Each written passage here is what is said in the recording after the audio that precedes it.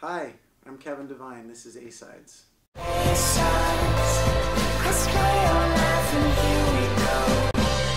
Let's talk about the album, which is your ninth, which is crazy. Crazy. All right, so let's talk about No History, since we're talking about anthems. And when did you write it, first of all? And was it over a period of time? It's obviously about 9/11, right? Yeah. And over how long did you just sit down and write it, like 15 years later? Or did you kind of have the picture and then you just sat down and finished it over the years? Well, last summer, when it was very early stages of Carrie's, my wife, of her pregnancy. Very, very, very, very, very, very early, like way before you're talking to people about it early. Right. The infancy of the eventual infant's life. Not the 3-month mark. No, way before that. Yeah. So we were going into the doctor a lot, and we were going in early. We would go in before she went to work. And we were going to NYU Langone on the east side of Manhattan, and we live in Bay Ridge. So we'd get up at like whatever time, 5 o'clock, and get ready and drive in.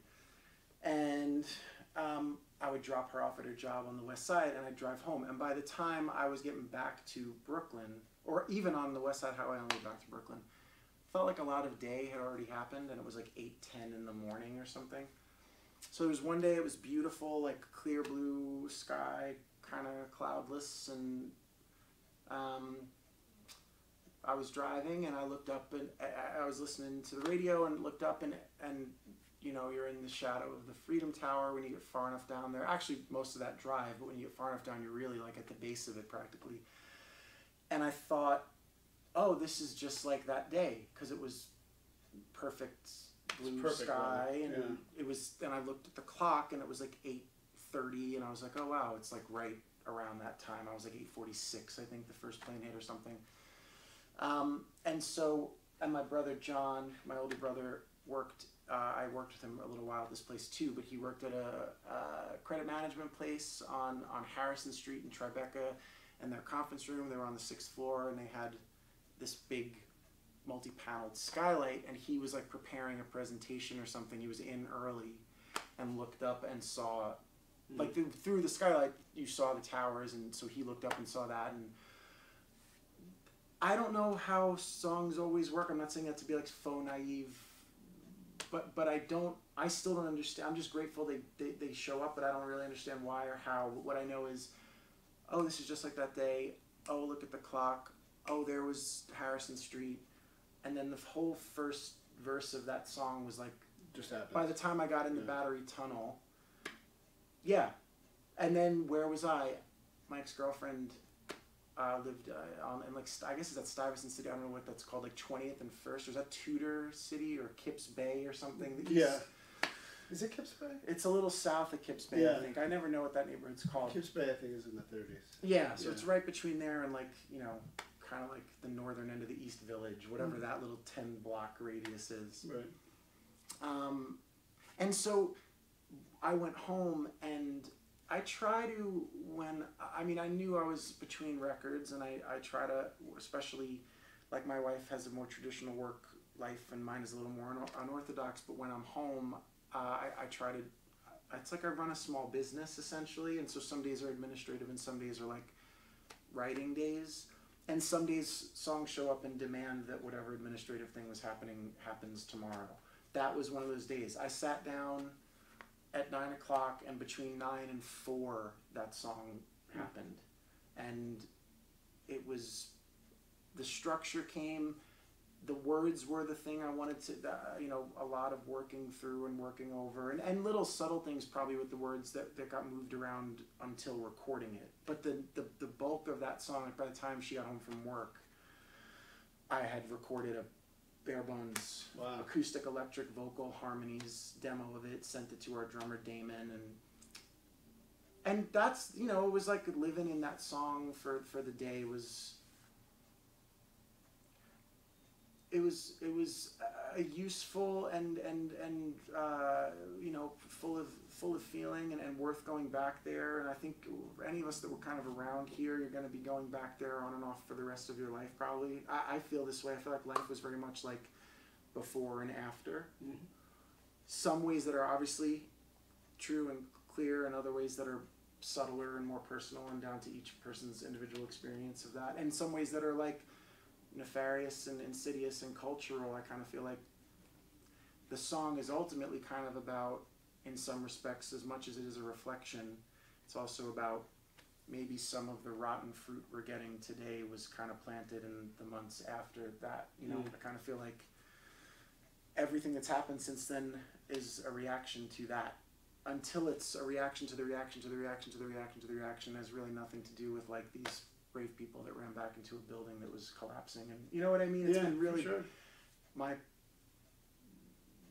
it's one person's opinion, but I think it's a real tragedy how it's been manipulated and co-opted and turned into kind of it's been weaponized. And you know, this is a year for reflection about all of that too. And so the song kind of, it's you know, and then you're trying to make it a song that has like a nice melody and appeals to people. And I would think that would be the hardest part, right? It always is to me when I'm writing about stuff that is like that, because for me the challenges are when you're writing personally, to not write like a diary entry. I find that kind of boring. You still want to write. You want the memories to blend with the dreams and the journalism to blend with the fiction, and you want it to be, you want it to be writing. And, you know, there's moments in a song where you can be a court reporter, and then there's moments in a song where you try to be a magician or something. And I feel like with songs about social justice or whatever you want to call it, when they show up, the real challenge for me is to not try to either be like pointing my finger or just be like atonally ranting about such and such ill. It's still the medium you're working in is music, and so it should be a musical experience for people. And that was the thing with that song, was trying to make sure it stood up to the words. And I like how it turned out, but it was definitely like, you're mindful of that too. And you've never shied away from, like, you know, infusing some political stuff in your music, but what about, like, I don't know, I'm thinking like a song about Forrest Whitaker or something, like, you know, and just the contrast between the two songs and everything. Every song, and is it all the same, like you were saying, where it'll just pop in? And it's just an example of Forrest Whitaker. Well, one thing is, so Forrest Whitaker's a Bad Book song, just to that specific example. Bad Books is kind of like an even division of labor songwriting-wise between Andy and I, and Forrest Whitaker was an Andy song. Okay. Where the hell that showed up in his mind, thank God it did, because I love that song. Does Forrest Whitaker know? Yeah. I don't know if he knows. I hope he knows. We did a little thing with when we put that song out initially. We didn't do like a proper video for that song, but we did like, someone just cobbled together a bunch of Forrest Whitaker clips from his films and just put it online. But the spirit of the question remains, and you know, relevant. There are songs that are lighter, sillier. Even when something's serious, No History, I don't think, is a song that you really want to make too many jokes in. But there are songs even that are serious that you try to avoid self-seriousness. And probably, I'm sure a critic of my music would say that I don't get there as often as they might like. And you know, that's why you're always working on trying to, it's, you know, you're cooking, you're always trying to change the recipe up. But the beginning of songs, I think, it's not always the same, but it is generally one of a very few, you know, big bangs. So for me, it's like sometimes, like No History, that melody, those words in that melody, the future was a plane through a skylight, that happened. And that happens sometimes. There's a song on that Bad Books record called It Never Stops. And that was like that.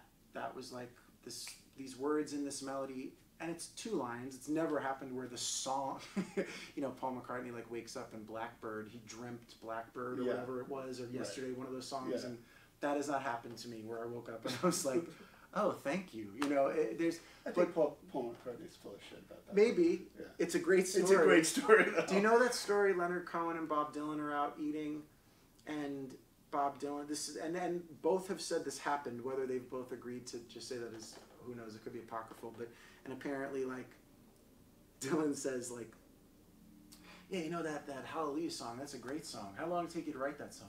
And Leonard Cohen's famous for sometimes writing a word a day. Yeah. So he's like, well, that song took me 7 years, Bob, you know, whatever. Knocking on Heaven's Door is amazing. How long did it take you to write that? And Dylan says, how long is that song, 3 minutes? And he's like, maybe, I think so. He said, it took me 7 minutes to write that song. There are some songs that take an hour. There are some songs that take 4 years. It's not always the ones you think. Yeah. But there's always, sometimes it's like a piece of music happens, and sometimes it's like a poem, and you're like, I want to sing that poem, but I got to figure out how to make it not like some like Irish folk song, but like, you know what I mean? Yeah, and sometimes it's maybe the best moments are when they both kind of show up, because then you kind of have like the map is a little clearer then. But yeah, I mean, what I will say is that writing about social justice or writing about love or family or whatever, sort of cutting some strip off the side of the human experience, you know, drugs or whatever people write about, they do come from the same place in the sense that I've never sat down and said, like, I'm going to write a love song now, or I'm going to write a punk song about politics now, or it's just whatever is there.